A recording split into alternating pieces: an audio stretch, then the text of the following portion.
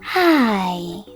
In front of me is POCO C50 and today I would like to show you how you can switch on or off adaptive brightness on this device.